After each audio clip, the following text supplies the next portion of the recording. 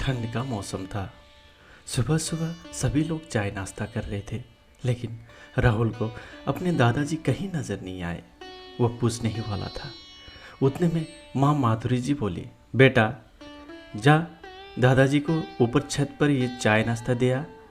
दरअसल राहुल अपनी पढ़ाई पूरी करके कल रात को ही घर वापस आया था। जी मम्मी कहते हुए राहुल हाथ में ट्रे लेकर ऊपर चल पड़ा। जैसे ही वो छत पर पहुंचा, ठंड की सिरन से कपकपा उठा। यह दिसंबर जनवरी का महीना भी कितना बर्फीला होता है। दादाजी प्रणाम, यह रहा आपका चाय नाश्ता। कहते हुए राहुल ने दादा कल्याण जी का हाथ पकड़ा तो वो सिहर सा उठा। कितने ठंडे हैं दादाजी आपके हाथ। राहुल को तो कुछ समझ में ही नहीं आया। यह हाथ कपाती ठंड में दादाजी के लिए ऊपर का कमरा। राहुल ने जल्दी से दादाजी को उठाकर गरम गरम चाय का प्याला उनके हाथ में पकड़ा दिया। अरे बेटा तू कब आया बेटा, और तू ठीक है ना? ये ठंड तो लगता है अब की बार जान लेकर रहेगा। कल्याण जी ठंड से होठ कपाते हुए बोले, ऐसा ना कहिए दादाजी, मैं आया गया हूं ना। मुझे तो अभी आपकी खूब सेवा करनी है। लेकिन दादाजी एक बात बताइए, आप इतनी ठंड में ऊपर क्यों रहते हो? राहुल ने अपने दादाजी से सवाल किया। दादाजी कुछ बोले तो नहीं, लेकिन उनकी आंखों में आंसू झिलमिलाने लगे। राहुल समझ गया कि दाल में कुछ काला तो जरूर है। वो मन ही मन कुछ सोच विचार कर वापस नीचे उतर आया और अपने पापा मनोहर जी के पास पहुंचा, जो ऑफिस के लिए रेडी हो रहे थे।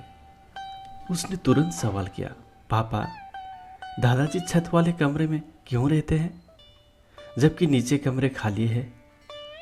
शांत रहो बेटा, शांत स्वभाव के मनोहर जी ने होठों पर उंगली रखते हुए बोले, बेटा मेरी और तेरी मम्मी की बहुत बहस हो चुकी है इस बारे में।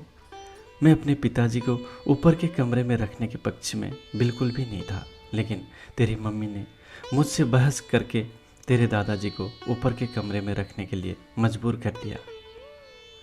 बात बड़ी अजीब सी लगी राहुल को, लेकिन उसने मन ही मन कुछ ठान लिया।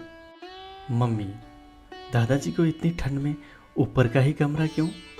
राहुल ने फिर अपनी मम्मी माधुरी जी से सवाल किया। अरे बेटा, उनको कौन सा फर्क पड़ता है, रजाई ओढ़े लपेट लेटे रहते हैं आराम से, और फिर कमरा चारों तरफ से बंद भी तो है। माधुरी जी बेफिक्र होकर बोली, लेकिन मम्मी ठंड के दिनों में लगता है कि एक एक झिरी से भी हवा प्रवेश कर रही है, और फिर नीचे के कमरे भी तो खाली है, दादाजी उसमें भी तो रह सकते हैं। राहुल बोला, ना ना, वो कमरा तो तेरी बहन कंचन की है, जब वो आएगी तो उसको बड़ी दिक्कत हो जाएगी। माधुरी जी बोली, मम्मी आप समझने की कोशिश कीजिए, जब कंचन आएगी तो हम सब लोग मिलकर एडजस्ट कर भी तो सकते हैं, और हो सकता है कि कंचन को भी इसमें आपत्ति ना हो। और फिर मेरा कमरा भी खाली पड़ा हुआ था, उसमें भी तो रह सकते थे। अरे नहीं बेटा, तेरे दादाजी दिन भर नीचे बैठे बैठे बेमतलब के बातें करते रहते हैं। मुझे उनकी बातों से बड़ी उलझन सी होती है, और घर आए मेहमानों से पैसे भी मांगते हैं। माधुरी जी बोली, मम्मी जब इतनी ठंड में नीचे कमरे खाली रहते हुए दादाजी को ऊपर छत पर सुला रहे हो, तो उनकी ज़रूरतें भी पूरी नहीं करते होंगे आप लोग। मम्मी बुजुर्ग इंसान की भी कुछ इच्छाएं होती होगी ना, उनको भी कुछ खाने पीने का मन करता होगा जो बिना पैसे का मिलता नहीं। क्या आप लोगों ने कभी समझने की कोशिश की? खैर छोड़िए ये सब बात। मम्मी मैं ऊपर वाला कमरे में शिफ्ट हो जाऊंगा और दादाजी मेरे कमरे में। बेटा राहुल ने माँ माधुरी जी को समझाते हुए कहा। अच्छा, तो आते ही दादाजी ने तेरे कान भी भर दिए? माधुरी जी बोली। माधुरी तुम अब भी बहस कर रही हो बेटे से? तुझ में थोड़ी शर्म नाम की चीज है या नहीं? देख तेरा बेटा तो तुमसे कई गुना ज्यादा होशियार और समझदार निकला। अभी कल ही घर आया और अपने दादाजी के लिए चिंतित है। लेकिन तुमने कभी भी मेरे पिता को दिल से नहीं अपनाया। तुम्हें पता होगा ना कि राहुल बचपन में अपने दादा दादी के साथ खेलता था, उन्हीं का दिया हुआ संस्कार है ये।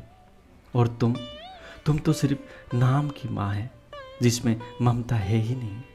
बोलते बोलते मनोहर जी की आवाज़ भर्रा गई।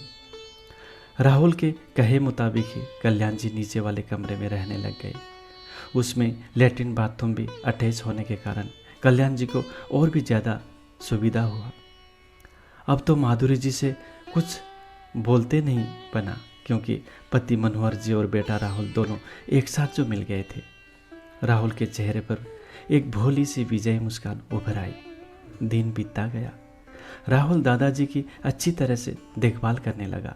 कभी उनके सिर पर तेल की मालिश करता तो कभी हाथ पाँव में गुनगुने तेल की मालिश।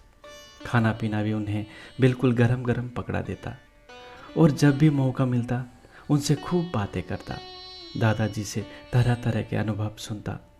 दादाजी के कहने पर राहुल कभी कभी उनको गीता, रामायण, महाभारत भी पढ़कर सुना देता। दादा कल्याण जी तो निहाल हो जाते।